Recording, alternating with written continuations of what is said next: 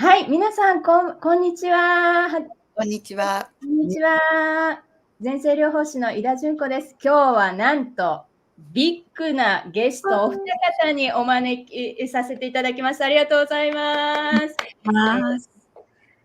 翻訳家、精神世界の翻訳家の山川明子さんと、前世療法家、ヒプノセラピストの、根本恵理子先生にお越しいただきました。ちょっと私の方から軽くお二人の、ご紹介はさせていただきたいと思います。山川明子さんは、東京大学をご卒業後、元大蔵省の、旦那様と海外赴任を経験なされて、そしてキャリアとしては、東大卒後、マッキンゼーの、外資系コンサルタント会社に勤務を経て、現在は翻訳家、講演家、スピリットダンス師匠など、様々な分野でご活躍されています。そして、根本恵理子先生は、こちらも東大卒で、現在はその、東大卒で、凄腕、前世療法家、施術人数は延べ2000人以上。ヒプノセラピスト、講師養成は100人以上に上ります。そんな華々しい経歴の根本先生なんですが、前世療法に会うまでは落ちこぼれの敗北人生だと感じられた日々がありました。もともと心理学者になりたく、東大浪人、東大入って心理学者になるために大学院も受けるのが、行けず20代、そして医者になるために精神科医者を経て、医学科を経て、精神科になるために医学部を受験して合格できずの30代、最後の一手だと信じた東洋医学を学んで生かした仕事をしようとして、漢方薬局首の40代、だいぶやけになり、滝行に行ったり、断食、合宿、お坊さん、占い師、霊能者、あらゆるところを訪ねて人生の真理を得ようとしました。で、そこで先生が出会ったのは、なんと、前世療法でした。その前世療法で人生の道が開け、ご著書セルフ前世療法を出したり、サロンを立ち上げ、養成講座を開いたりと、前世療法で人生開花された、先生です。今日はこの、素敵なお二方をお招きして、お話を伺いたいと思います。どうぞよろしくお願いいたします。よろしくお願いします。お願いします。お二方とも、東大卒で、左脳から、右脳派の、人生に開花されて、で、前世療法が結構お二方もきっかけになったと思うんですけども、明子さん、だいぶ前に20年前ですかね、ワイス博士、前世療法のね、書かれた本を翻訳なされて、前世療法興味ある人はワイス博士の本を必ずお読みになられてると思うんですけども、ありがとうございます。ね、私もね、その本を読んで、誘導、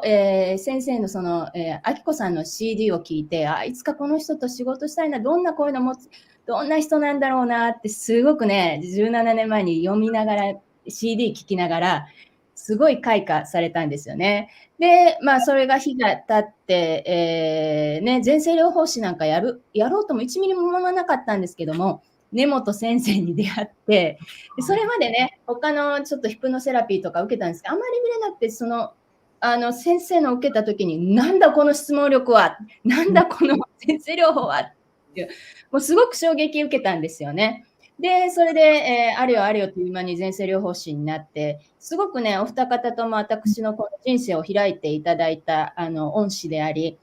本当に、いつも感謝している二人であります。どうぞよろしくお願いします。さあ、先日、先生が、明子さんが、前世療法を根本先生に受けられたということでしたけども、明子さん、どうでしたか、前世療法を受けてみられて。はい。私が本当にこれも不思議な話で、なんかこう、今年ぐらいから私、こう、もうちょっと自分が病気はあって、4月ぐらいから病気がちになって、で、目はどんどん悪くなるし、喉はおかしいしっていう風になった時に、なんか私が病気をする時って、なんかどっかで、こう、もう一つ、こう、なんていうのかな、ブレイクスルーをしなきゃいけないっていうことが分かっていたんで、何が必要かなと思った時に、実は私チャネリングをする人で、精霊と私たちが呼んでる存在からいろんなメッセージをもらってるんですけど、そこでもろに前世療法を受けなさいって出てきたんですよね、実は。で、どうなお友達でやってる人もいるし、本当になんて高名な方もなさってることも知ってるし、いろいろ考えてて、で、どなたにやっていただけたらいいんだろうな、なんて思ってたんですね。で、そして、井田さんから根本さんと、対談しませんかって言って、で、私は彼女の Facebook 拝見してたんですけど、実は前世療法が専門だってこと知らなかったんですよ、本当にその時。で、なんか話してるうちに井田さんが、いや、彼女は前世療法でって言って、そうかって、根本さんなんだって思って、で、東大卒ってことも知らないで、東大卒よって言ったら、じゃあそれだ、もうしょうがない、しょうがないっていうか、もうこれしかないよねって言って、で、そしたら日程が本当に、その時は全部うまくいくんですよね。で、もうこの方しかいない、この方が用意されてたっていう感じでお目にかかってやっていただいて、もう本当ドンピシャっていう感じでしたよね、本当にね。そんな感じだった。で、私まだプロセス中なんですけれども、それからすっ転んだりとかいろいろあって、これも全部つながりだよね、みたいな感じで今に1ヶ月かな、ちょうど1ヶ月ぐらいですね、至ってます。はい。こんな感じです。で、どこまで話していいの今から。で、じゃあ、その前世療法受けた時の話をちょっとした方がいいかな。ぜひ。そうですね。はい。で、前世療法は私も30年以上前にリンダ・ローザさんの受けたりとか、あと2、3回受けたことがあるんですけれども、まあそんなにしょっちゅう。ただ前世は私結構自分で思い出しちゃう方なんですね。でもやっぱり前世療法を受けるとき、私催眠に入れるかしら、自分でなんか見えるかしらってすごく実は久しぶりなんで心配してたんですけれども、なんかやっぱり目が悪いんですよねなんて言ったら、最初に思い出してすぐ前世が見えてきて、でコツは知ってるんですね。なんか思ったらそれを言えば次から次へ開けていくっていう、それは分かってるので、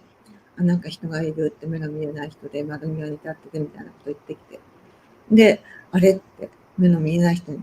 ぶち当たっちゃったみたいな感じだったんですけど、で、その前世っていうのが、じゃあ悲惨な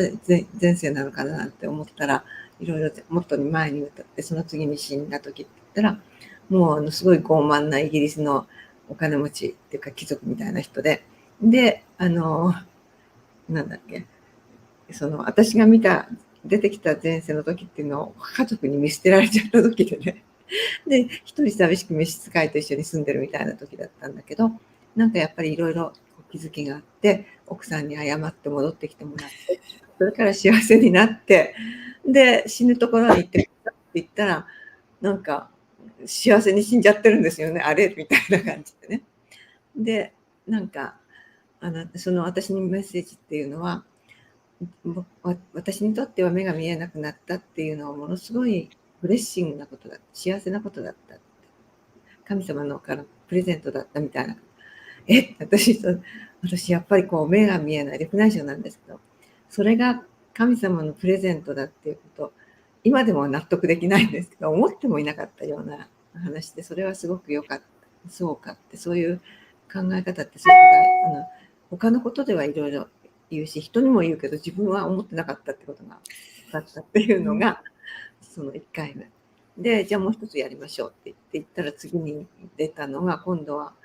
森の中にいて、最初はおばあさんが出てきて、でもこれ私じゃないよね、と思って、なんか頭巾を着かった、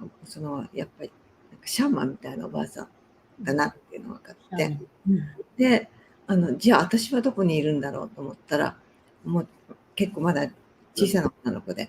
で、その女の子は、そのシャーマンのおばあさんが、拾ってきた、で育ててくれたっていう女の子で、なんかシャーマンのおばあさんは、その子にいろんなことを教えていくわけですよね、私に。で、もうやっぱり10歳になるかならないかのうちで、かなり自分も才能があるから、そういう風になっちゃって。で、おばあさんが死んでからは、森の中でやっぱりいろいろやってるんだけど、そのうち、街に出て来るっていう、あれ、じゃあ街に出てきたんだったらきっと不幸になるんだろうとか思うわけですよね、私。で、ところが街に出てきてもすごいうまくいっちゃって、お金持ちの息子に見初められて結婚して、で、親にもすごい可愛がられて、で、あなたのために一つこう診療所を作ってあげましょうみたいな話になって、そこでほとんどお金持ちだから、タダでみんなに教えるようになったみたいなね。なんかすごい前世だよねみたいな。で、最後まで幸せ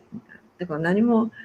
学ぶところないじゃないみたいな。でも私にとってそのシャーマンだった人っていうのが、私が唯一私の先生だと思ってるロナミっていうアメリカ人のシャーマンがいるんですけど、彼女だった前世だったんですね。うん、彼女と私っていうのは完全にそういうふうな関係で結ばれてるっていうのは分かってたんですけれども、だから彼女のところに行って私はものすごく学んできたんですけれども、やっぱりすごいそれが嬉しかったのと、なんかやっぱり一つはやっぱり生まれながらに持ってきたその純粋無垢な命なものをすっとこう生きてきちゃった前世もあるっていうことかな。でそれがなんか自分にとっては嬉しかったって。でそれまでのヒプノセラピーってやっぱりものすごいトラウマのあった前世ばっかりなんですよ本当に。でそれが今になってそういうんじゃなくて、もっとこう順調だったり、またはこう不幸になったけどまたそれをちゃんと挽回した人生を見るってことは、まあ私の成長度っていうかな、なんかそれを見せてくれたのかなって思って、結構2つで私は満足しちゃったんですけどね。満足しなかったのは根本さん、そんなこんなうまくいく先生ばっかり見ちゃって、面白い。すごくスラスラっとね、本当によく見えられた方で、スピードが速いんでね、もう一ついけるみたいなね、気持ちがあって。本当に人によってスピードがすごく違うんですけども、本当にね、サクサクサクっと見えて、こちらもとってもやりやすくって、よく視覚的にも感情的にも受け取られて、さすがと思ったんですね。そこで私がですね、もう一つみたいな気持ちがちょっと。もう予定時間伸びてるのにね、もう一つやっていただけてね。で、それが、そして今度は根性に行きましょうよってことになったんですよね。確か。そして根性に行って、で、そこで、これでもすごく大事だったみたいで、まだ全部私わかんないんですけど、出てきたのが、根性の思い出っていうのが、私子供時代に、兄弟からいじめられてる場面だったんですよ。兄弟に暴力を振るわれてっていうかね。で、その場面が出てきて、だからそれがしょっちゅうあったのか、それとも1回だけのことか、ちょっと今、判然としないんで、もしかしたら1回だけかもしれない。でも、分かってることは、私は、姉が2人と弟が1人で、もう6年間に4人いるんです。みんな近いんですね。で、私3番目で、一番弱かった、兄弟中で。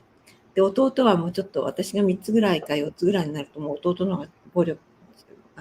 1歳半しか離れてないから、男の子だから強くなってて、で、私は結構ボコボコやられてた方だったのは確かなんですね。で、それが出てきちゃって、で、それがトラウマになってるっていうのはちょっとびっくりしたんですけれども、でもそれよりか、根本さんが、そんなの普通じゃないよとか、それっていうのは暴力じゃないとか言ってても、でも、それって当たり前じゃないって何回も言ってますよね、私ね。そうなんです。当たり前じゃないって、兄弟喧嘩なんて当たり前じゃないとかね。で、こう、すごい納得しちゃってるわけですよ。いじめられたって当たり前だよねって、一番弱かったんだから、当たり前でしょって言って。で、それで母親がその時介入してこなかった。だからその時2人で、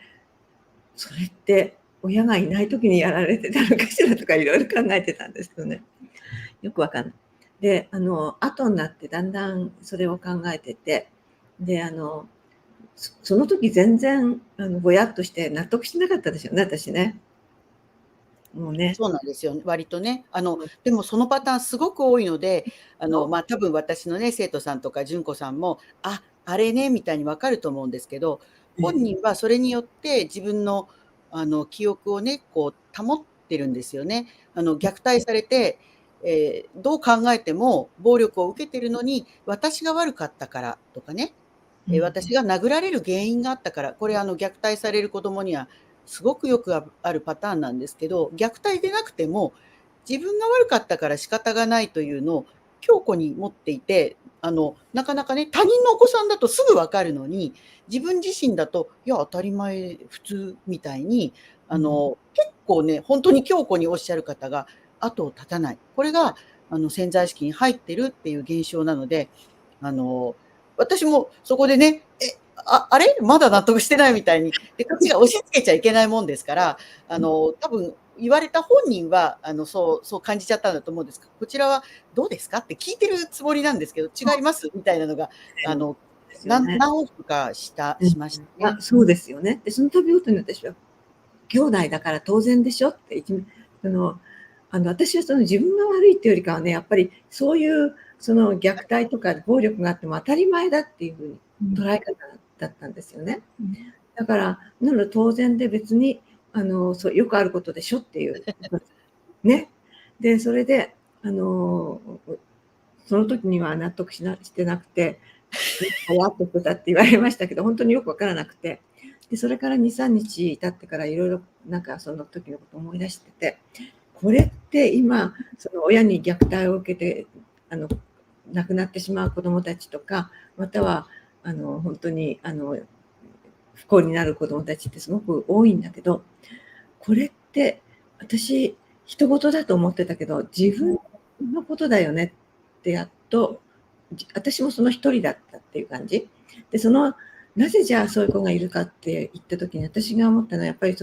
私自身もなんていうのかな、こういうふうな暴力、兄弟、私は親からは暴力を受けてないんだけど、兄弟からいじめられるっていうのは当たり前だと思ってた。それから、そうすると考えてみると、やっぱり親からいじめて、暴力を受けている子でも、それが当たり前だとか、さっきおっしゃったように、やっぱり自分が悪いって思い込んじゃってるんですよね、確かにね。で、イットと呼ばれた子供って、すっごい有名な本があるでしょ、アメリカでね。で、この本は私読んで本当にびっくりしたんだけれども、母親からもう本当になんか硫酸かけられたりね、水に顔を突っ込まれたり、もう本当にもうあらゆる虐待を受けてても、彼は自分が悪かったからってさっきおっしゃったように思ってるんですよね。で、ごめんなさい、ごめんなさい、自分が悪い。で、学校の先生がやっと気がついて、で、それはもう親の虐待ですよって言って、やっと親から引き離されて、で、それからもう本当にもう自分自身で苦しんで、やっとそこから抜け出して、今はそういう啓蒙運動みたいな本を書いたりやってるっていう人の本を読んだときに、あれも私結構人事だと思ったけど、私もその一人だった。でまだそれをついてない自分がいた。だから、私それを思ったときになんか大げさだけど、でもこういうのってやっぱり自分が受けた虐待が当然だとか当たり前だとか、そういうふうに思わないで、あれはおかしいんだよねって。で、それに気がついて、で自分はその一人だったって気がつくことによったときに、そういうことが変わっていくのかもしれない。だから、自分の責任っていうのは何かって思ったときに、やっぱり、あれは当然じゃなかったよねって。その時に声を上げられればいいけど、子供はできないんですよね。そうですよね。で、その時にね、根本さんが、昔のことはどうでもいいのよ。今あなたがどう思うかっていうことをおっしゃいましたよね。そう。セリフだからね、本当。もうわかんないわけ。で、今でもだけど、少なくともそこの時当然私がこういうことに気がつくことかなっていうふうにちょこっと思ったのがその後のことなんですよ。で、だから今回は思い出したことによって私がなんか自分自身が変わるとかブレイクするっていうのよりかは、なんか社会にでそういうことが起こってることに対する私の関わり方が変わっていくっていうのかな。自分のこととして捉えられるようになったっていうところが変わってきたかなっていうようなことはありましたね。その後ね、すごくお聞きしたかったので、今日ね、聞けてすごく嬉しいです。いつもね、申してるんですけど、受けた直後ではなくて、先ほどね、2、3日経ってっておっしゃったんですけど、だいたいね、3日後ぐらいに、みたいな気づき、あるいは思ったのと全然違う感覚が来るとか、急に忘れてたことを思い出すとかが、平均すると3日後ぐらいに起こる方が多いんですね。なので、特にその終わった直後に、みたいな感じで、こうしっくりはまってない人も3日ぐらい寝かせてみてくださいということをいつも申してます。熟成させてくださいとおっしゃって。そうなんですね。で、場合によっては、外側に、出来事が起こることも多くて、その、現実の中にサインだったり、その効果だったりが出ることってとても多いので、まあ、自分の気持ちが変わるか、何か出来事が起こるかで、あるに違いないと信じてですね、まあ、いつもそうなので、あの、その場でね、スコーンとブレイクする方もとても多いですけれども、そう、じわじわ来る方、いらっしゃるんですよね。なんで、ちょっとどうかなみたいに、とっても思ってました。で、今まで例えば、リンダ・ローザさんに最初やっていただいた時も、インナーチャイルドだったんですよ。子供時代のことで。その時はね、結構それと近い話で、私は、母がね、あなたほどおとなしくて問題のない子供なかったよって、お昼寝は自分で部屋の隅っこに行って一人で寝てて、起き上がっても何も騒がずに一人でじっとしてたよって言われてたんですね。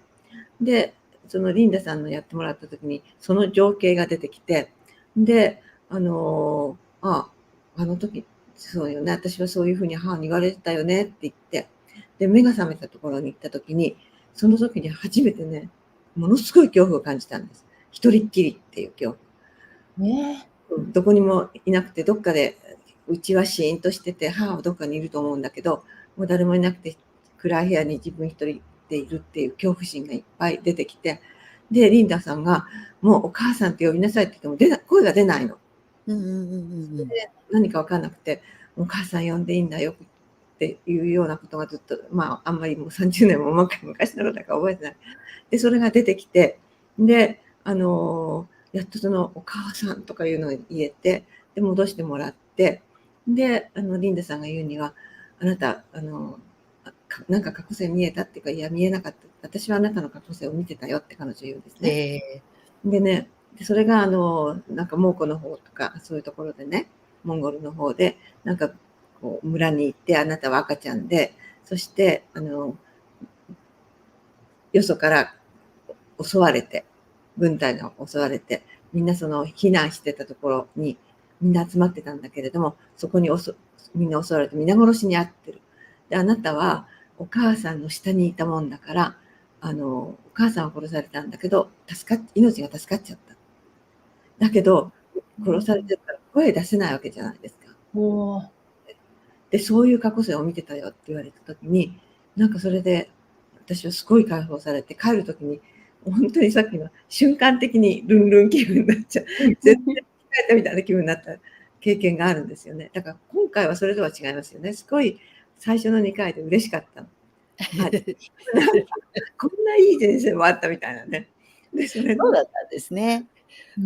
だからどちらかというと、そのね、トラウマ前世の方が、まあ、私の体験上、出てくる方が多くて、多いですよね。多いです。で、まあ、ワイス先生の、体験談なんかでもね、そういうこうドラマチックな、まあ、例えば殺されるとか引き裂かれるみたいなものは出るんですけど、まあ、7、8割がネガティブなんですけど、私の考えでは必要だから出てくるので、やっぱり私たちはこう、トラウマに気がついて超えようよみたいな方が多いと思うんですね。だから最初にネガティブなものが出る人、とっても多いですね。で、逆に、今回のあきこさんみたいに、ポジティブな前世ももちろん出るんですけど、これも絶対に、必要があってその順番で出るんですよね。今のあなたには、今の自分には、これが最優先だよ、これ知ってよねっていうことで選ばれて出てくるから、まあ、どっちがいい悪いじゃなくて、その時自分が一番、見るべきものが出るから、今回その順番でね、まずルンルンしてもらおうということだったのかなと、私はちょっと思いました。で、私トラウマがっていうのはやっぱり皆さん前世療法を受けるときにもちろん興味本位で受ける人もいるけれども、大体私でも今回はちょっと自分の中でなんか乗り越えなきゃならないものがあるからって、ね、何かもやもやしたものを持ってくるからいらっしゃるから、やっぱりそれトラウマのが最初には出てきますよね、本当に。で、その方が役に立つしねって感じはありますね。でこれもやっぱり順番があって、本当にきつい方、本当にきついトラウマは、逆に先に幸せな前世で、私はこれクッションとかね、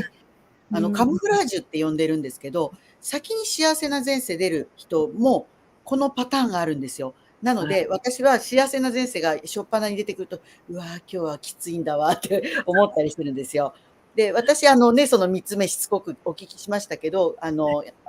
山川さんは最初に、最初の面談のところで、私はなんか見なきゃならないものがあるみたいっていうふうにリクエストをくださってましたし、でそして私のそのセオリーでいくと、幸せな、私は見なければならない、直視しなきゃならないものがあるに違いない、体調も悪いし、みたいにおっしゃってるのに、最初に幸せでポジティブなものが出るってことは、あ、次はいいかな。で、2つ目見たら、2つ、ポジティブじゃないですか。これよっぽどとか思いながらですね、このままお返ししていいのか。で、これ、もしリクエストがなかったらですね、何でもいいの、前世見たいのだったら、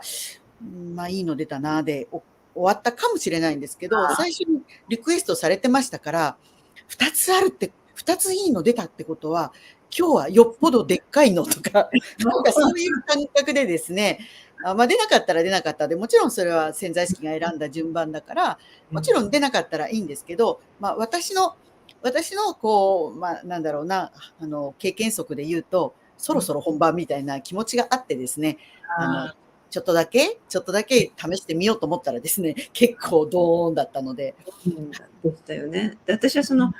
結果熟成するって、そのいろんなこと、さっきの自分の責任とか自分で認めればいいみたいなね、そのう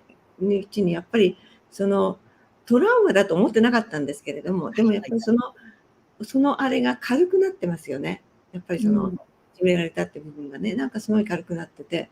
あれって本当は夢かなみたいなぐらいな感じになってきたっていうのは、多分やっぱりものすごい効果があったんでしょうね。なんかトラウマをトラウマじゃ思わないっていうのが、なんかすごくよく私も分かって、こう、それはお母さんお父さんが悪いでしょ。いや、でも私が悪いっていう人が結構多いと思うんですけども、それってなんか私思うんですけど、この前、池川体内教育の池川先生とお話しさせていただいたんですけども、私たちの生まれてくるファーストミッションって、ママを幸せにするが一番最初にあって、その次、ママを幸せにできた後に自分が幸せになる。そしてサードミッション、人のために役に立つっていう、このサードミッションがあるっていうのをお伺いして、なんかその、お母さんを幸せにしようって思って生まれてきたから、お母さんの愛がすべて、お母さんのための人生って言っても多分最初ね、過言ではないと思うんですけども、その切り離しがうまくできていないのかなっていうのが一つと、やっぱり私たち誰でもこの母親を幸せにしたい、生まれた家族を幸せにしたいっていうのが根底にすごくあるのかなって思いました。これ親子関係だけでなく出てくる現象で、例えば子供の時にこう性的いたずらに遭うとかね、そういうケースでも、私に隙があったんじゃないかとかね、私はいやらしいんじゃないかとか、私は汚いとかね、そんな3歳の女の子は汚いわけないじゃないですか。ところが、本人は本気で思ってるんですね。で、それこそ、明子さんじゃないですけど、いや、3歳の女の子が汚いわけないですよね、みたいに、こちらが問いかけても、いや、私汚いですとかね、おっしゃる方も、後を絶たず、そうすると前世に行ってね、そう思ったっていうところまで遡るっていう順番になるんですけれども、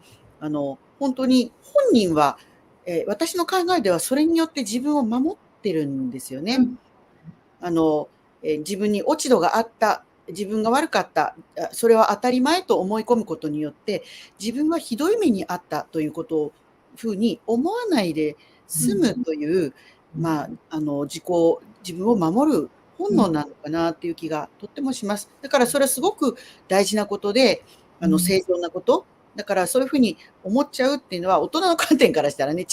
うよとか、軽々しく言っていいことではなくて、そうやって自分を守ってたんだね。だけども守らなくていいよっていう優しい、ほぐし方に持っていかないとなっていう部分だとは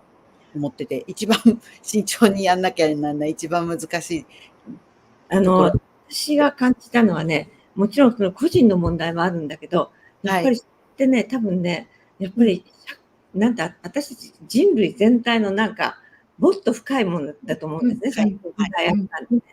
で、その罪悪感みたいとか、やっぱり何か起こっても当然でしょうって思う。例えば戦争が起こっても当然だとかね、戦争でひどい目にあっても当然だとか、で、そういうふうな何かひどいことが起こるのが当然だとか、それがものすごい根本に、なんか大きな話になるか、ね、起こってるんだけど、それをやっぱりこう、なんか一人一人が気がつくっていうことによって、だんだん変わってくる。その3歳の子供も、これは嫌って言えるようになるのかもしれないっていうような気もするんですよね。個人レベルじゃないっていう話ですよね。個人レベルじゃなくて、集合意識として見たら、世界的に DNA レベルで罪悪感だとか無価値観がDNA レベルで刷り込まれてるっていうことですよね。それがすごく感じてて、で、だから戦争も起こるし、虐待っていうのがいつも起こっちゃうんだけど、なんかそれを、根本さんが大人が気がつけばいいっていうのはそこだと思うんですね。自分の問題で自分もそういうものを持ってて、もうこれはおかしいんだよっていうことを、なんかその被害ってわけでもないんだけど、そういう体験をした人たちがなんか気がつくことによって、そういうふうな集合意識を変えていくっていう、すごいなんかことじゃないかと。もしかしたら先生療法って皆さんがやってくださってるのはそのためかもしれないですよね、本当にね。私もたくさんやっていくうちに、最初は本当に目の前にいるその方ということに、集中してたんですけど、やはりね、5年、10年やっていくうちに、例えば虐待でいくと、親子の連鎖っていうのがあるんですよね。虐待されて当然だと思うのはなぜかって言ったら、その親が当然だと思ってる。じゃあその親がどうしてそう思ってるかって言ったら、またその親がそう思ってるという、負の連鎖が本当に何代もある。これがもう本当に人類レベルであるんじゃないかなと思うんですね。だけど、私はもういつもやってくるクライアントさんに、気づいた人が変わる役目なんだよ。だから、お母さんは気がつかなかった。おばあちゃんは気がつかなかった。そこにお母さん、おばあちゃんがダメだよっていうことではなくて、誰かがその生命の連鎖の中で、どこかで誰かが気がつく。それがあなたなんですよ。だから前世療法に会えてよかったですね、みたいな話に。そこだと思うんですね。だから、これだけ広まって、前世療法だけじゃない、いろんな療法があるっていうのは、やっぱり集合意識を変えようって今してるわけでしょ。だから、すごく、そこまで考えちゃうと、本当に、なんていうのかな、やっぱりどれぐらい、大切なことをやってるかってことなんでしょうね。あんまり、しゃちこばって言う必要ないけど、だけど、例えば私、なぜこういう仕事を始めたかっていうと、私、いろんなところに書いたり行ったりしてますけど、本当に、最初は、セミナーに出たんですよね。自己破壊、ライフダイナミクスとか。自分自身を知りなさいっていうことで知り始めて、で、それをだんだん自分が楽になってきて、で、1985年になったら、本当に精霊っていうか、サンジェルマンっていう人から、今、地球人の意識を変えなきゃいけないんだよって言われた。でそのために、もう宇宙全体の存在っていう意識を持っている存在が、地球人にものすごい勢いで働きかけてるけれども、地球で生きてるあなたたちも気がつかなきゃいけないよって。そのために働かなきゃいけないよって言われたんですね。そして、もうこれはもちろん断るでもいいけれども、もうやる気があるかいって主人と2人に聞かれて、で私イエスって言っちゃったわけです。で、それから35年ぐらいやってるわけですよ、実はね。すごいですよね。もう、私も今回この、対談するっていうことをちょっと周りに行ったら、いや、もう山川夫妻のこの本読んだ、この本に影響を受けた、これで私変わったっていう人がもう続々とで、もう、もちろん前世療法もそうですし、聖なる予言もすごいですよね。それからアウトーナリムの衝撃もすごくて、皆さんが口々にですね、私を変えた方、私を変えた本っておっしゃいます。私自身もそうなんですけど、今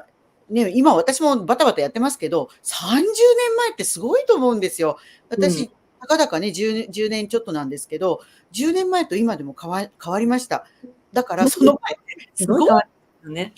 この10年はすごいです。で、その前が、10年前でも私は、いや、こんな時代に私こんなこと話していいのかなと思ったのが、あれよあれよという間に変わったところに立ち会ったんですけど、その前の30年間というのをですね、経験されてるっていうのはすごいことで、本当に山川夫妻と、その翻訳がなければですね、全然違ってた。だから本当にもう精霊にやらされたというか、もうミッションを持たれてたとしか、もう思えない規模感というだかですね。からはい。本当に私たちやっぱりサンジェルマンとかイエス様とかそういう精霊ってもう頭から信じてたし、メッセージももらってたし、でそういうのが後ろにいるから怖くないわけですよ、ある意味ね。はいはいはいはい。あんまりなんかその人自分がやってるというか、その人たちがこうなんていうのかな、その人たちは翻訳するわけにいかないから、私たちが代わりに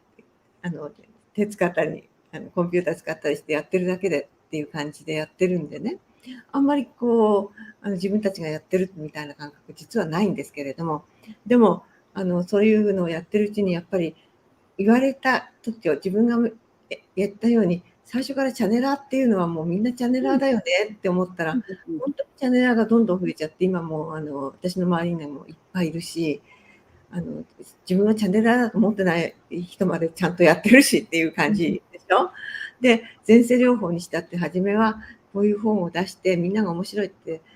言い始めて、どうなるのかなと思ってると、私は何もしてないんだけど、例えばボイスだとかワンネットワークっていう人たちがアメリカからちゃんと人を呼んでくれて、最初はアメリカ人が指導して、そのうちそこで勉強して人たちが、根本さんもその一人だけど、講座をやってどんどん広がってきますよね。で、その前世療法もやっぱり日本人に合ったような形にみんな変わっていくし、で、今ね、面白いことが、私、スピリットダンスって20年ですよね。で、本当にそれもただもう本当に私たちもちっちゃな町田で、しかも町田でやってるんです。町田まで結構アメリカから来る人もいたりするんだけど。音楽かけて自由に踊るダンスですよね、スピリットダンス。本当に音楽かけて踊るだけなんだけど、こんな簡単なことでも人って結構なかなかできなくて。でも今起こってることがね、やっぱりいろんな人がやり始めてるの。うわ会場を作って。そして、なんか、本当に軽いノリで始めてね、3、4人しか集めて楽しかったとか言ってみんな書いてるんですよ。で、昨日もスピリットダンスがあると、初めての人が来てね、私はうちで一人で踊ってから、こうやってみんなで踊ればもっとすごいから、私もやりますっていうわけ。で、スピリットダンスってね、すごい簡単で、一回やったらもうやり始めていいんですよ。なんかああいう何のルールもなく、気ままにね、なんか逆に、偉い先生みたいなね、こういう風にやりなさいとか、この作法がうんたらとか、これは間違ってるとかね。なんか私もやったことありますけど、なんか本当タコ踊りみたいな感じですよね。もう適当ですよね。何のルールもなく、いいんですもんね。そう。なんだったらもう動かなくてもいい。この徹底的な自由なところ、でも私がすごいなって思うのは続けてらっしゃることですよね。だけどね、やっぱり効果があるんです。自分自身の私ね、やっぱり踊ってね、ある意味ね、すごい簡単でしょ。とね、人が変われるのね。で、あとやっぱりもっと深入りしていくときにはやっぱり前世療法とかセラピーっていうのが必要なんだけど、まず体を緩めるっていうこと。で、そうすると体を緩めただけでなんかみんな見えるところが違ってきて、あれって自分ってちょっと違うんじゃないって言われると、なんか自由な自分っていうのが出てきたところでいろんなことが起こり始めるっていう意味ではすごく面白い。で、私が言いたかったそれもあるんだけど、なんかみんなが変わるっていう話をね、それもうすごく気楽にみんながなんていうの分離し始めたっていう。で、それが自動的に今起こるようになってきてるじゃないですか。あちらこっちで起こってますよね、自動的に。で、私は井田さんが前世療法士だってこともずっと知らなかったんですよね、実はね。つい最近、はい。でもね、途中からなったっていうことだしね。そうですね、途中から、はい。途中からだけど、そういうふうにしてみんなが本当に新しいことを始めてって、で、次々とクライアントが増えてってっていう、売買ゲームじゃないですか、今。そうです。それがね、本当にありがたくてすごいことで、で、なんか、まだまだね、このスピリチュアルの世界って無視されてるんですよね。まだなんですかね。そうですね。ね、東大界隈ではそうかもしれない。界隈でそうですよ、本当に。こんなに、ね、東大での前世療法士とかいうので。まあでも、そういうんで結構いるんですけどね。そうですね。スピリチュアル業界にはいらっしゃいますけどね。坂本正道さんとかね。東大でそういうこの、スピリチュアルって結構、まあ日本では結構怪しい分野って言われてるものに対して、結構東大の方ってもう論理で詰められるから、拒絶反応を示されるっていうイメージがすごい強かったんですけども、このお二方を見ていて、こう、左脳でありながら、ちゃんと頭でロジックで考えながら、右脳の部分もすごくバランスよく使われているっていうのが、本来の私これ人間のあり方なのかなってすごく思うんですね。で、経営者の方とかビジネスマンの方とかお話ししてても、こう、最初はビジネスでがっつりやられてた人も、チャクラ、ハートチャクラから下ガーって、こう、足固めしすぎて、もう上に行かないと、もうバランスが取れなくなって、スピリチュアルの分野、もう興味持ち出すっていう人が、こう、多い中で、こう、どのようにして、明子さんだとか、根本先生だとか、この、まあ、論理、頭だけのこの使うところから、その右脳も大事だよ、心も魂も大事だよって切り替えられてとかって、どのように移行なされたんですか？じゃあ私から始めました。私の場合はね、なんか40歳まで、まあ、左脳人間でしたよね。でも、まあ、あんまりバリバリやってなかったので、好きなこと、ちょっと働きたいなって思うと、働こうと思うと働けてるみたいなね。それは東大でっていうのが、聞くわけ。だって、マッキンゼー&カンパニーなんて言ったって、すごいですよ、もう。入れてくれるわけですよ。その、看板だけでね。で、その頭がどうなってでもね、そのマッキンゼーの時の入った理由っていうのは、まあ私はローカルスタッフだから大したことないんですけどね。でも、なんか働きたいと思ったら、ジャパンタイムズを見て、で、応募して行って、試験をされたのね。アチーブメントテストみたいなの。でそしたらね、英語のなんだけどね、自分でも考えられないぐらいできちゃうんですよ。どんどん数列だとかね、それから英語の例えばアンダースタンディングっていう単語があったら、それがバラバラになってるのを、これはどういう単語だろうっていうの。そういうのがいっぱいあってね、それがね、トントコできちゃうの。すごい。答えが出てくるんだもの。で、終わったらそのリンダ・ワグナーさんっていうアメリカ人の秘書が飛んできてね、こんなに成績のいい人ね、アメリカで何百人もやってるけどね、初めてって言われたの。英語で初めてって言ってるの。私なんだかポカーンとしちゃうんだけど、できちゃうんだもんね。数式なんて見るとパッと答えが出てくるわけ。で、これってね、右脳使ってた。もう右脳にスイッチしちゃってたわけですよ。自分でやるだけじゃなくて。それが、もうなんていうのかな。本当に私は多分そういういろんな役割が、まあこういうふうになるってこと決まってるか、自分で計画してるから、全然自分ではわからないけれども、そういうので習っていくわけね、本当に。で、これってある人ができてね、みんな試験に強い人、弱い人っているでしょ。でね、強い人ってどういう人かというと、右脳が発達してる人なんですよ。そうですよね。記憶力だけに頼ってたら、もう一つ分かんなかったら分かんなくなっちゃう。で、だけど右脳が通じてたら答えが出てくるんですよ。で、今若い人って結構そういう人が多いわけね。私たちの子は全然違ったけど、私は時々右脳に自動的に知らないけど切り替わってた人ね、右脳の人って抵抗ないですもんね。左脳だとこう頭で使おうってこの枠で考えようとするからすごく抵抗があるけども、右脳の人ってつながってるから抵抗なくスッて下ろせるんですよね。だからよくね、こういうことになってから若い人に会うとね、数学の試験になって答えだけ出てきちゃうんだよねっていうの。素晴らしい。でもそれ楽でいいですよね。これやって間違うぐらいだったら。かんないっていうの、彼は。で、それって、だから人って本来そういうもんなんですよね。でも私が出てきても疑っちゃうから出てこなくなっちゃうじゃないかと思うんだけど。で、そういうことをやってるうちに、自分自身を知るセミナーっていうのを夫がやって、私がやって、それからどんどん変わり始めて、で、シャーリーの方には出会ってって、ものすごい自然にいってるんですよ。どこで自分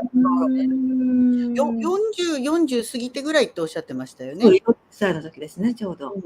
私もちょうどタイミング的には同じで、私の著書の中にね、ヒストリー書いてありますけど、私はその20歳、ちょっと遅れて、20歳で東大に入って、もうそこがね、そこでもう、周りのみんなも自分自身も、OK! みたいな気持ちでいったら、そっからが没落の始まりで、本当にこう、やりたいことができない20代、やってもやってもその通りにならない30代って、私20年間苦しかったんですよね。だから東大に入った時がピークで、あとはもうなんか泥沼みたいな、20年って長いじゃないですか。で、私はその、左脳的で、自分の家庭環境が、その公務員と農民と医者しかいないみたいなね、一番こう、なんだろう、感覚を使わないような、こう、環境にいたので、やっぱりそういうことを考えることそのものがもう禁じられてた。怪しいと思うどころか、例えばそのね、霊とか、見えないものみたいなのは、もう話もしたらおかしいみたいな、そういう風土にあったんですよ、今思うとね。だからもう、否定するんじゃなくて考えなかったんですね。で、今思うと多分すごく好きだったんですよ。だから考えたらおしまいだみたいなところがあって、封印してたと思います。今、自己分析すると。封印してた。封印してました。多分ね。で、20歳まではもう受験しかやってないし、その20歳過ぎたら、今度はね、それを考えちゃいけないっていうことで禁じてて、それだからうまくいかないと、じゃあ頭で考えて次どうしようって思って、すべてうまくいかないんですよ。で、本当に何をやってもうまくいかなくて、本に書きましたけど、やけくそになったんですよね。考えて、これがダメならこれ、これがダメならこれで、もうやけっぱちになっちゃって、だからもう今まで封印してて、禁じてたものを全部 OK にした。だからもうやけくそなんですよね。緩んだんですね。やけくそになって、もうってなって。でも今、私ね、もうお二人は分かってくださると思いますけど、多分上はそれを待ってたんだと思うんですね。それまでは、やけくそになるまでは、スピリチュアルじゃないけれども、そういうことは一切無視してた。無視してました。無視してました。だから心理学者になろうと思い。なんてのが知りたい。やけくそになった瞬間はどうしてそっちにぐーっと行っちゃったのか、そこが不思議。はい。私はね、先ほどね、純子さんが言ってくださった、私はその仕事として漢方をやろうと思ってたんですね。漢方とか中国医学の専門家になって、お医者さんの代わりみたいな感じで、それこそ固くて、真面目な実用的な人生を送ろうと思ってたんですね。で、その漢方薬局を、いろんな経緯があって、1年ぐらいでクビになっちゃったんですけど、その時にやけになったんですよ。で、それまではフルタイムで働いてたんですけど、クビになったから急に暇になるじゃないですか。失業手当もらえたんですね、失業保険が。で、時間があって、お金が、あぶく銭ですけど、手に入ったから、もうこのお金使って何でもやっちゃえみたいな感じになったんですよ。で、私にとってはその前世療法を受けるっていうのは、当時はすごくハードルが高かったんですけど、失業保険あるからみたいな感じで受けました。で、それ、本当に3月いっぱいでクビかなんかになったんですけど、そのお花見してった時にですね、やったー、もう私時間があるから自由だ、昼にもお花見ができるぞと思って、一人で近所の公園でお花見をして、お酒好きだから昼から飲んじゃえみたいにチューハイを飲んだらですね、突然ね、涙が溢れてきて、私の20年は何だったのみたいなね、40歳になって、公園で缶チューハイ飲んでなんだよみたいに、本当にその時にね、多分タガが外れたんだと思います。で、だから上は待ってたんですね。私が膝を屈するのを待って、左脳で生きることに、を諦めるまで私を多分追い込んだと今は思ってます。当時はなんでこんなに頑張ってるのにうまくいかないって思ったんですけど、こんなに頑張ってるが全部左脳だったんですね。ああ、面白い。本当にこれがなので、宇宙入ってる。そう、他人軸なんで、これがいいと人が思っても、自分は自分の価値観だとずっと信じてるんですよ。信じてるんですよ。自分はそのね、いい学校に入った方がいいに違いないとか、お医者さんはいいに違いないとかね。だから、その時に、怪しいと言われてた占いとか、怪しいと言われてた、企業。修行とかね。うんちょっと前の自分だったら、そんなことやって、ふふ、みたいに、自分を笑っちゃう、人を笑うような、ことを、もう何でもいいと思って投げ出して、だからこれサレンダーですよね。ああ、サレンダー。で、山川夫妻も言ってた気がするんですよ。手放す、そうだそうだ、高野さんかな、サレンダーっていうのですね、なんか可愛い表紙の本あったじゃないですか。もうお任せにしちゃうんだよ、みたいなことに、私は自分自身をコテンパンにして、ね、だから、うまくできてますよね。絶対仕組んでると思うんですけど、その時に、この左脳で生きるということを私はね、サレンダーして、委ねて、そして適当にやったら、前世療法に、ね、犬も歩けば、ってですね。だからあんまり深い動機はないんですよ。何でもよかったんですけど、で、やってみたらすごくびっくりしたんですね。この受け取るとか感じるということにものすごく、受け取る感じる。で、今セラピストになってわかるんですけど、私すっごい前世見えにくかったんですよ。だから、やってくださったね、萩原勝先生は、あの手この手で私を最初にかけたのが今ならわかります。当時はね、わかんなかったんですけど、すごく私入りにくかったんですね。頭で考えたから。だから、感じてるのにわかんないんですよ。感じてるのにわかんない。それ。感じてるのに。で、何でしたっけ、考えない、疑わない、否定しないって、私、呪文のように言ってますけど、先ほど明子さんもおっしゃってましたけど、このね、考えて否定しちゃうみたいなことを左脳人間はやるんですね。違うんじゃないかとかね。そう、こんなはずはないとかね。で、なんかね、私、すごい思ったんですけど、先ほども封印してきたとか、こんなの考えちゃいけない、っていうのを、この怪しいね、いわゆる一般的に言われる怪しいとかスピリチュアルな世界っていうのを考えたらダメ、封印してるとかっていう、否定するっていう気持ち、先ほども先生おっしゃられた前世療法で一番大事になってくるのが考えない、疑えない、否定しない。この3つって前世療法のセッションだけじゃなくって、これ人生一般でいつでも使えることだと思うんですよね。ふっとなんかそんな感じがする。この人と前世深い、つながりがあるっていう気するとかって、私たちってご先祖の力とかもいろいろ借りてるのに、助けられたとかって思ってるのに、ちょっとそれ見えないのに信じちゃいけないとかって封じ込めようとするんですよね。でも人生あらゆるところですごい奇跡が起こってるのに、それをちょっと気づいてるのに見ようとしないっていうのがすごくもったいないなって思って、だからそこの感性、感情っていうのを爆発させるじゃないけども、もうそのまま出すっていうことがすごい現代人の私たちにとってはすごい大事なことなんじゃないかなって思います。前世療法だけじゃなくて。めちゃくちゃそう思いますね。私この前世療法いいよって一生懸命こう発信してますけど、それは前世療法というこのメソッドだけがいいんじゃなくて、今純子さんがおっしゃったように、その根底にあるね、スピリチュアルな生き方とか、右脳的っていうとちょっと雑な感じになっちゃいますけれども、自分自身とか感性とか、そういうものを信頼していくということにつながってるんだなっていうことを、私はね、本当に自分の人生全部をかけて痛い目にあって感じたということがあるんですね。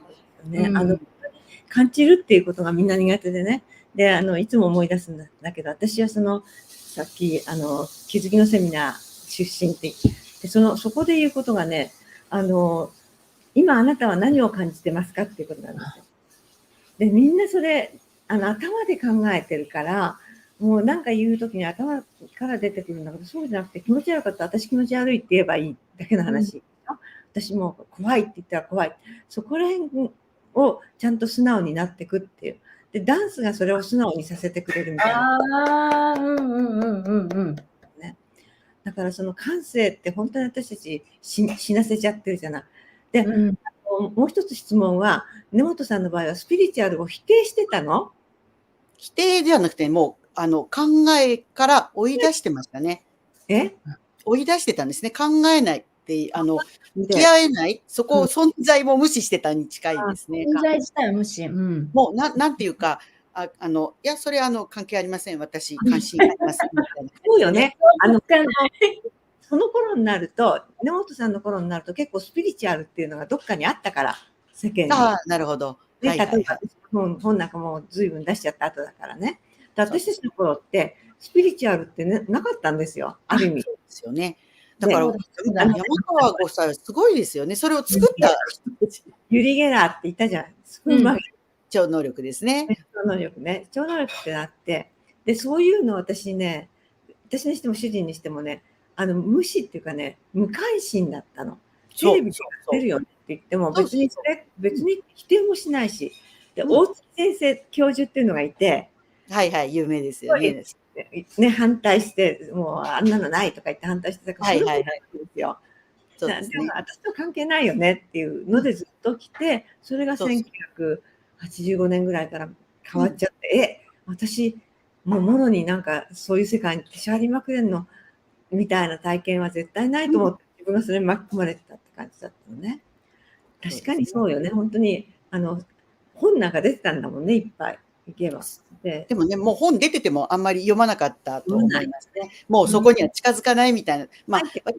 私精神医学は好きだったので、心理学のコーナー見てて、だから多分隣にあったんだと思うんですけどね、見ないみたいにしてたという気がしますね。特にそこら辺、瞬間なわけでしょ？そうです。スピリチュアルっていうのと霊的なものとかで分けて、こっちじゃないといけないみたいな感じですよね、多分ね。でもね、今は例えば経営者ですとか、時代の先端を行く、それこそ成功者とか呼ばれるような人たちの中で、すごくスピリチュアルな人は増えてますよね。すっごく増えてて、私の感覚から言うと、例えばね、昔だったらそんな一流の経営者たるもの、見えない世界なんかっていう人たちが多かったですけど、今は超一流の人はスピリチュアルなんですよね。ですよね。分かってるんですよね。感じてる。そうです。ただ、スピリチュアルって言葉使わないだろうし、そうですね。言い方がもっとみんなに受け入れやすいような上手な言い方してるかもしれないしね。そうですね。上手な見せ方をしてますけど、ただ本当にもう101匹目の猿現象で、そろそろね、ガラッと変わるんじゃないかなっていう気がして、まあ、それがね、私たちこの東大女子対談ですけれども、昔私たちで、まあ、私たちって言っちゃいいかわかんないんですけど、やっぱり人前で言ったらもうね、なんたら生命終わりみたいなところがあって、本当です。なかなかね、こう、そういう危機感もあったはずなんですけど、もう私たち今出ちゃったじゃないですか。もう出ちゃいますよね。で、私が本を出した後にすごく空気感が変わって、私セルフ前世療法っていう本出したんですけど、私の中にセルフ〇〇っていうね、本がね、散見されるんですよ。だから、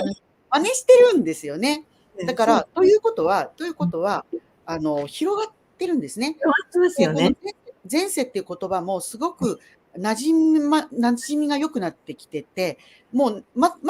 だね、その一部の人が楽しんでる、否定する人もいるっていう段階ですけど、もうなんか前夜って感じがしますね。私もそう、だからその広がりが見えてきたって、例えばスピリットダンスなんかでもみんな気軽にね、あっちでもこっちでも開かれるようになったりとかね、なんか流れが変わってきていますよね。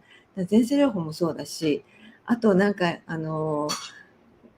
う本当にいろんな人がもうメッセージだとかなんだとか言い始めてですね。だからシャーリー・マクレーンが言うには、1日に倍々ゲームになっていけば、その前の日までは半分なんだよ、その前の日は4分の1なんだよって言ってるけれども、今は多分8分の1ぐらいのとこ。だから、それが4分の1になり、倍になりっていう、そういう加速度がついてるかもしれないですよね。すごいですよね。だからもうティッピングポイントをね、超えるというところに、多分来ている気がしますね。私本出したのが2019年なんですけど、そのね、ちょっと前ぐらいにこのティッピングポイントを感じて、まずい、今乗らないと、私、なんかね、乗り遅れちゃう。前から知ってたのに、後出しみたいでかっこ悪いから今だみたいにね、自分を急がせた記憶があります。で、またね、変化を感じて、よく言われますけど、これから職業の半分はなくなるって言われてるじゃないですか。ええ AI とかロボットが進んできて、はい仕事がなくなるんですよね。その時に、最後まで残る一番大事な仕事がスピリチュアルだと思ってるので、昔はね、本当にこう人がいっぱいいたら、このぐらいの人が、お坊さんとかね、こんな感じだったんでしょうけど、それが今度はですね、ここら辺の人にごっそりもう仕事がなくなって、私たちがやることが変わってきちゃう。この時に、スピリチュアルっていうのが、本当にね、表舞台に出る。で、その一番の礎は、日本で言えば、本当に山川夫妻だと、ね、もうみんな聞いてるこれを見てる人みんな思ってるよね。本当にそう思ってるんで、そしまあて、早かったですもうね。何にもない時からね、何にもない、荒野の時から、その土台を作って、で私はその荒野が少し肥沃になった頃にちょっとね、種としてポチョンみたいに来て、そういう人たちがどんどん出てくるのはすごい大事なんですよ。そうなんですね。だからこれから変わるなって思って、で、私がこのね、自分がセラピストだけじゃなくて教えるっていうのを始めようとしたのは、先ほど明子さんが言ったように、こう、一人の人がセラピーやったらたくさんのクライアントさんがいるわけじゃないですか。だから、本当ね、山川さんの頃は、受ける人なんかね、受けたいと思ってる人はいっぱいいるけど、皆さんおっしゃるんですよ。山川さんの本読んだけど、受ける人のがどこにいるかわかんない。セラピストがどこにいるかいないみたいな、そういう時代だったんですけど、これでセラピストが増えればですよ、今私増やしてるんですけど、もしセラピストが100人いたら、100人の人が100人のクライアントさん取ったら1万人じゃないですか。そうなんですね。で、私は今残りの人生で1万人の個人セッションはもうできません。もうね、人生足りないわけですよ。だから私が今から1万回の個人、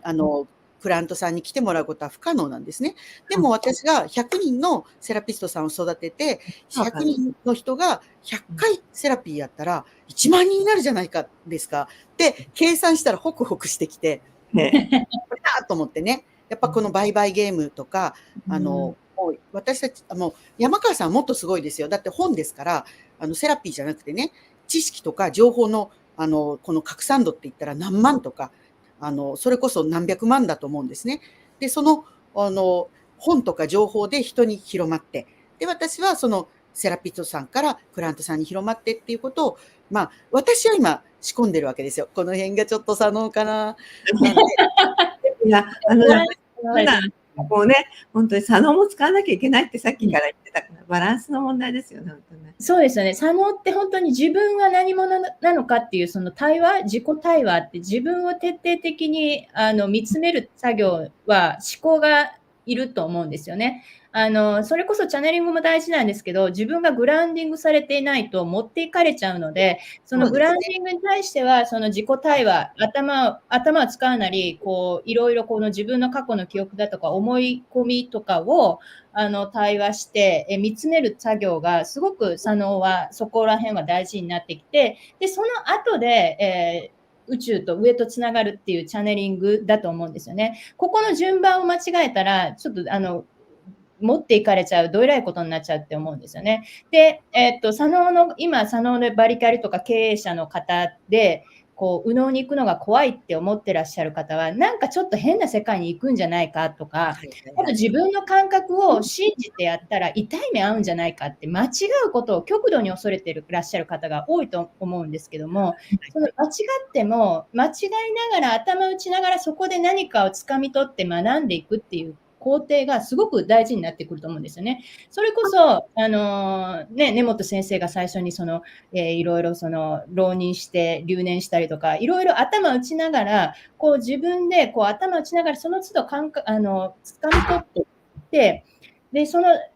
前はその頭を使ってたけど、感覚を試して、感覚でやってみて、頭で打ちながら掴み取って、その自分の人生形成していくっていうのが、本当の意味でのスピリチュアルかなって思ってるんですよね。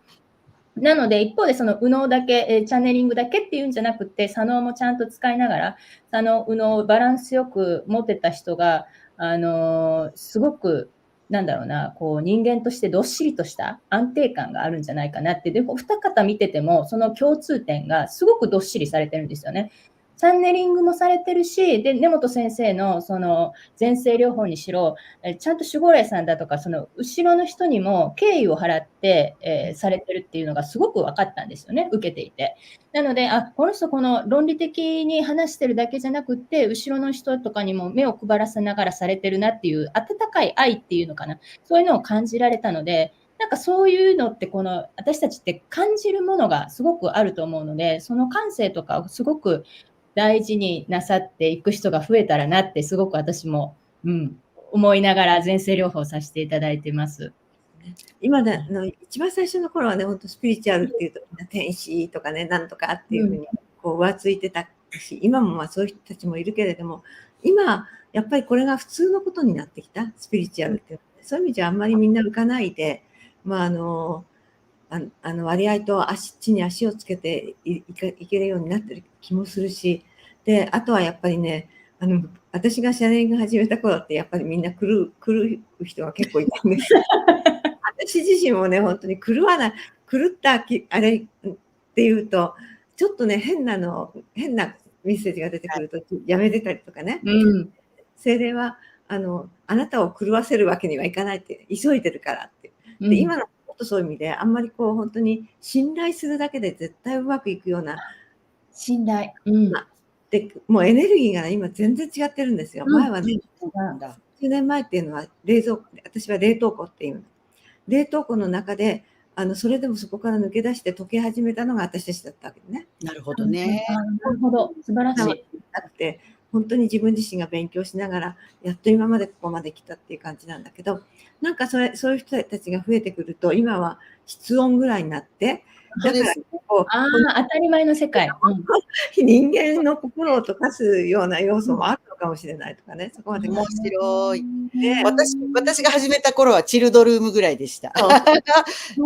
今常温かも。だからね、冷凍庫、チルドルーム、今、ね。常温。私常温。でもまだちょっとひんやりしてるんで、もうちょっとすると常温に戻るかな。今まで冷えたものがまだあるかなぐらいですね。で、今なんかそういう、アキコさんがその草的、そのスピリチュアルもなかったところからスピリチュアルを、こう、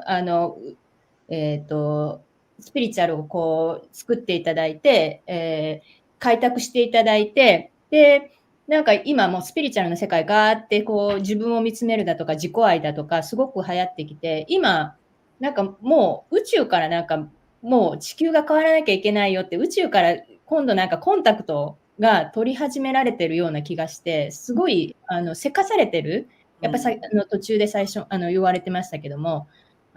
宇宙自体もその銀河とか宇宙もすごいせかしてるんだなって、それほど私たちが本当に集合意識的に変わらなきゃいけない、ティッピングポイント、ターニングポイントになってるのかなってすごく思いますね、今のその。ライオンズゲートとか騒いでるの、よくわかんないんだけど、それかもしれないしね、本当にね。なんかそのタイミングでね、本当もうこのライオンズゲートのこの最中に、こういう、私にとってはね、本当に純子さんありがとう、驚きの対談なんですけど、やっぱりこう私はお二人と違って本当にその現世的と言いますかね、見えないものが割と分かんないんですよ。ところが私はそういうふうなものを、よく感覚では分かんないけど、エネルギーとか宇宙とか分かんないんですけど、その通りにいくといろんなことがこううまく回るんですよね。だから私はどちらかというと現実世界の中で答えをいただいている。例えば私がやってることが合ってるのか合ってないのか分かんないって思った時に、山川さんと対談のお話がね、成立して、ここで皆さんとお話ができる。こういうことが起こる。で、合わされてるわけですよね。私にとって前世療法の話をみんなに聞いていただきたい。みんなにしていただきたいときに、山川さんとお話したらみんな聞いてくれるじゃないですか。そんなことないですよ。この頃も私たちは。もう。いえ。なので、本当にこうね、みんなに広めて伝えたいという私の気持ちが、こうね、引っ張ってもらえたということが、それがね、私は宇宙の思惑もエネルギーも体感としてはないんですけど、このことで、そう、応援ね、みたいな、そういうふうにはスイッチはもう入ってるかなと思いますね。いや、もう本当にそれは分かって。るって一つね、最後にね、なんか江原さんってスピリチュアルって言葉作ったでしょ。でも、はいはい突然テレビで消えたのはね、やっぱりもうスピリチュアルだったって、もうメディアから追い出されたんだっていう話を最近聞いて、まだまだね、そういう時だったけども、それもメディアはもう今、古臭いっても分かり始めてるから、もうね、違うルートでもう動き始めてるんでしょうね。私にはおかしいですよ、みたいな感じでね。本当ですね。なんか、このね、ライオンズゲートが開いた8月に、この2023年っていう時に、もしかしたらね、振り返って、あの時、ね、山川明子さんと根本恵理子さんが対談して、あの時このことを言ってたのね、みたいなことがあったらいいなぁなんて思いながらですね。そうですね。東大卒ってまだまだ決めあるかな。もうね、ですけどね、ね、あの時もちょっとお二人で話したんですよね、その辛かった時代みたいな。皆さんはもう入ればいいと思ってるけど、そうじゃないんだよみたいな。意外にお二方ともすごい経歴なのに、落ちこぼれってすごいご自身で劣等感をお持ちになってたのがすごいびっくりしました。私、やっぱりなんか私の頃はもう私は男尊女卑だから、私が一人入ったおかげで有能な男子生徒が一人東大に入れなかったんだなんて思ってた人だから。バッシングされますよね、その頃だったら。それ私、東大では何やってたのかしらって、経済学部なんだけど、本当に勉強なんかしなかったわけじゃないけどね、ちっとも役に立たなかった感じはしますよね。なんかそこをお聞きしてすごく意外で、私も本当にね、夢があって入った割にはやんなかった人でね、本当自業自得なんですけど、なんかそんなところが、なんかね、僭越ながら、共感させていただいてですね、また少しちょっと仲良くなれたような気がしてですね。今後ともよろしくお願いします。本当ですね。ありがとうございます。ね、本当、はったり日本一だからね。私なんかはったりだと思ってる何をおっしゃる。もう本当に魂に学歴ないもんね。そうですね。そうです。だから東大に入ったかって言ったらね、その本を売るときにね、役に立つようにですよ。やっぱり今は違うけど、昔東大卒って言ったら絶対みんな読んでくれたの。そうですね。今でも割と聞くので、なんだっけ、ホリエモンがヒッチハイクするときに便利だって言ってましたね。主人は大蔵省でしょ。昔の大蔵省ってすごいから、東大での大蔵省の人が訳したら、多分あんまり変な本じゃないだろうって、みんなが思って読んだっていう人が確かにいるんですよね。反対の新分野ですもんね。それがすごい良かったんだと思います。箔がついて。もうね、使えるものはちゃんと使って、で、だってね、もういつもイェール大学の優等生って使ってるでしょ。で、みんなが、あれはバカみたいって言うけれども、でも、あれがあるからみんな Y さんの話ね、本読むのよね。でもね、本当、私は、本当、役割だと思ってるので、例えばね、そういう学歴をつかせていただいたのは自分じゃなくて、例えば先祖の DNA とか、家庭環境とか、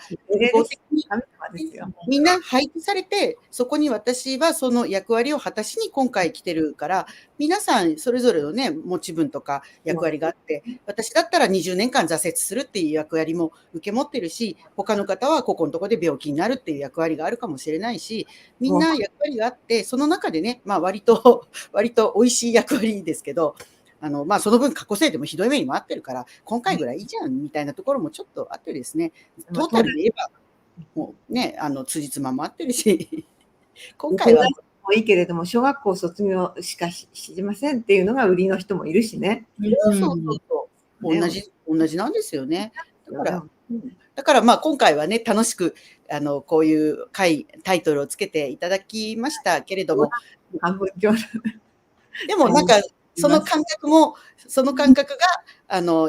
山川明子さんと合ってるっていうところも、東大同士みたいなところがちょっと複雑な感じですけど、内輪受け的なところもまたちょっと楽しいです。確実にお役目ありますよね。ご先祖から代々受け継がれた DNA 役目とか血を引き継いで、そして前世のそのつながりっていうのはこの、フロントとして自分がその命を使って生かされているっていうだけなので、サレンダー、そして受け取りをして、それを命を輝かせていくっていうことが本当に大事になるのかなって、お二人のお話をお伺いしてて、ちょうど本当にね、このお盆の時期にその命の尊さ、ご先祖様からのこの命のバトンっていうのをすごく感じながらお話できたのがすごく光栄でした。ありがとうございました。またよろしくお願いします。ありがとうございます。で、お一言ずつ視聴者の方に向けてメッセージがあれば、あきこさん宣伝等でも何でも構いませんので、あきこさんからどうぞ。あと今の2つ私たちが言ってて、主人と私歌って踊って笑って楽しもうっていうのと、あともう一つは許しますって、全て許して受け入れようっていうのも同じなんですよね。それでそういうふうなスローガンっていうものを宣伝してます今は。はい。じゃあ根本さん。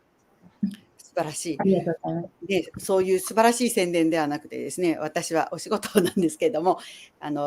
夏休みスペシャルで、ワークショップをやるので、来週1週間でですね、新しいテーマとして、体内記憶、宇宙人の記憶、守護霊、それから4つ目が前世っていう4日間ワークショップをやることにしています。で、これはですね、前世療法に興味を持っている方々がちょっとね軽い気持ちで遊びに来る、そういうのをやってくれたら嬉しいなと思ってやってるので、来週1週間に4つありますので、もしよかったら遊びに来てください。で、もう一個言うはずだったんだよね。なんだっけな。陽性ですか？生と陽性ですか？9月。違う。そうだ、今日ですね、今日の夜にですね、私、YouTube ライブをやります。今日あきこさんとお話しした後にですね、興奮冷めやらず、前世の話をするみたいな、週に1回やってるんですけど、今日の夜8時から YouTube ライブをやって、私、止まらずに9時間ぐらい喋れるので、すごい。いや、でも、ね、本当にあきこさん何回もセミナー出てるんですけど、お話がお上手で楽しいので、何回受けても毎回楽しいですね。その話聞いたみたいなこと一回もなく。そうですか。あとじゃあ私も一つだけ宣伝。20日日曜日かなに神楽坂でお話会をちっちゃいのお話会をします。まだ少し席があるらしいので、興味のある方は私の Facebook とか、ホームページを見ると出てますので来てください。8月20日神楽坂。はい。何時からですか？何時からはお分かりですか？2時頃から。2時頃から。はい。2時から。わかりました。ありがとうございます。15、16、17、19なので被りませんので、皆さん。素晴らしいですね、8月。ぜひね、この8月のお盆の時期とかね、つながってますので、ぜひ、あきこさんの講演会なり、先生の講座なり受けられたら、すごいね、自分自身を見つめるきっかけになると思うので、皆さん、ご参加なさってください。先生、何か。はい。そのね、インナージャーニー講座という、この井田純子さんも学んでくださった、かなりね、特殊な方法、さっき、あきこさんも、ちょっとだいぶ違うっておっしゃってたけど、その通りでちょっと変わった手法なんですけれども、9月から開講しますので、興味のある方は、ぜひホームページ、公式 LINE からチェックしてくださったら、私のね、その1万人の人に、私が手を染めずにセラピーができるという野望をですね、担ってくださる方が増えたらいいなと思っております。いやでも、いやドキドキした。いろいろお話伺ってありがとうございました。ありがとうございます。ありがとうございました。ぜひね、先生の、根本先生の IJ、インナージャーニー、講座も素敵ですし、並行して提携されている奥田真紀先生の講座も、ね、先生、いいってね、先生と提携されている先生もいらっしゃるので、その方もチェックされて、ぜひ養成、受けられる方、この2つ、どちらも受けられると、すごく鬼に金棒ですので、受けられてみてください。本日は本当にお忙しい中、ありがとうございました。本当にありがとうございました。ありがとうございます。では、皆さん、良いお盆をお過ごしください。ありがとうございました。命のこの大切さ、そして、自分自身のその、魂、そして、ね、ご先祖様の命のバトンを引き継いでいる、感じやすい、お盆の時期なので、ぜひね、ご先祖様にも感謝の気持ちを向けて、お過ごしなさっていただければなと思います。本日はどうも、お盆の時期、お忙しい時期にありがとうございました。では失礼します。ごめんください。ごきげんよう。ありがとうございます。ありがとうございます。